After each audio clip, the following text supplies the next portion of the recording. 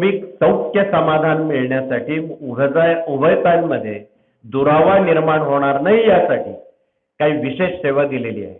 ते आमच्या भगिनी वर्गांकडून मुलींनी समजावून घेण्याचं करावं. त्यामध्ये 5 शनिवार 5 पोळ्यांचा नैवेद्य मारुती रायाला द्यायचा. साधारण बटाट्याची सुक्की भाजी मारुती रायाला प्रिय आहे. 3 पोळ्या खाली, नंतर भाजी, नंतर 2 त्यावर चपात्या उलट्या टाकून पांढऱ्या वस्त्रात बांधून एका काठीला बांधून तो नैवेद्य मारुती रायाच्या उजव्या पायाजवळ ठेवावा. तिथे तेल लावावी. आपलं गाऱ्हाणं मारुती रायाला सांगावं.